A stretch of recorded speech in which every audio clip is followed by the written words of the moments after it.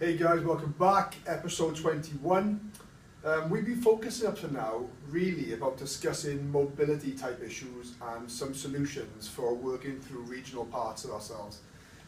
Not that we've exhausted mobility, of course, because there's a load more content that can be uploaded, but we need to start talking a little bit about stability and the principles of stability that we see being problematic in so many of our patients who come through the door, and with so many of our athletes that come to us to try and improve.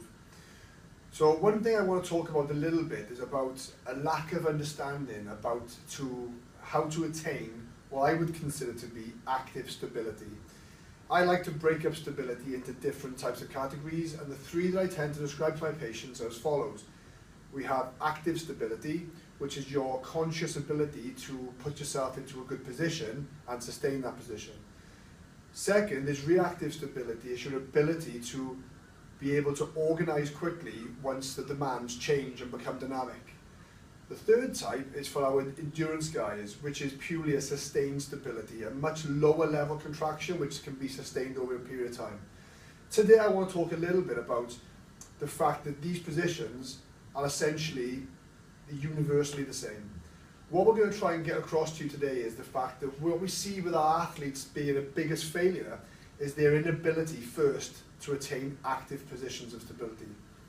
Now, quite simply, and we're going to get into this in more detail, but quite simply, we're talking about using the right areas to stabilize your lower spine and to generate a platform so that your hips can be tense and tight off of. Now, one thing we see a lot with our athletes, particularly anybody spending any time on their feet, is this extended pattern, this extended option. This is very much equivalent to a passive version of being stable. Hip flexors get really tight, pull you forward into this horrible position. Back muscles on the bottom of the back start to grip and get really tight, and it becomes very dysfunctional. And what we find with our athletes is they start using these strategies as their go-to options to be stable. And this causes loads and loads of associated peripheral soft tissue and joint problems. So what I want to talk to you about now is how we're going to look at one position which can be then universally transferred into pretty much most functional movements.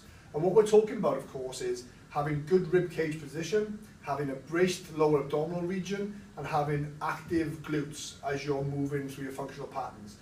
This is the same position if we are pushing, if we are pressing or pushing, if we are overhead pressing, trying to attain a good position, if we are getting ourselves set up for a squat position and we first brace and keep control and drop down into a nice active position, and keeping those areas completely the same. They don't change as the movements change. And this is a big problem with our athletes, is that when the movement starts, they go back to being passive and can't sustain this active contraction.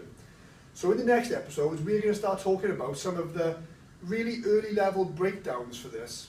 And if you're having trouble with some of these patterns, this will really help you. Check them out.